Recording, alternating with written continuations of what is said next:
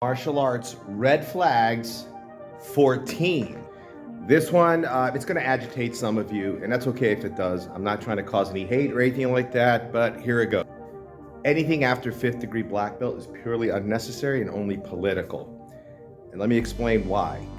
This is not to take away those of you who are 6th, 7th, 8th degree black belts. That's not my intention of the video, but let's look back at the history of the degrees of black. Originally, when the black belt system was set up, which was borrowed, we used the Shotokan system, which was borrowed from judo, which was borrowed from water polo apparently. Colors were assigned to Kyu or Gup in Korean, as my background is Korean martial arts, dans to experts, and then they picked the color black, and there was originally only 5 degrees of black. This ties into the 5-element theory of how you have earth, fire, wood, metal, and water. Not air, that's European. Okay, so 5 degrees, 5 elements. Made a lot of sense.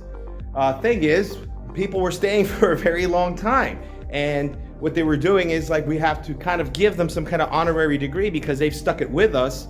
So they started saying, hey, it's been 6 years. You've contributed so much to the system, the style, and humanity. Here's a 6th degree black belt. Then eventually a 7th, then an 8th. And it was really just kind of honorary. It wasn't really a rank you tested. Problem is, you had a lot of people then sticking around, and how do you just give away these ranks? So then they start to assign a curriculum. They started to say it's going to be this amount of time. Usually the number of years is the number of degrees, 6, 5, all that. And then they started to say, we're going to have to charge you for this. So to keep them going along, they give a curriculum, and it was just forms.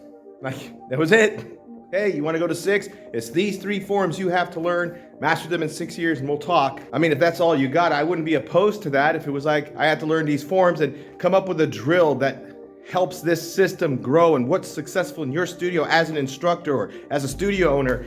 How do you make your students learn this particular skill? And maybe it's something we could adapt into the system and give you credit for it. Of course, that's not what it is. And in many cases, if I came up with drills, they wanted to take the full credit and they would give it to the seniors and say they created it, and you would get nothing for it, but you get your 5th, 6th, 7th, 8th degree black belt, right? I've been through this game before. So when I got to my 5th dan and I saw the politics involved, and then you start to see the disdain in the organizations, you start to realize, do I really need 6th, 7th?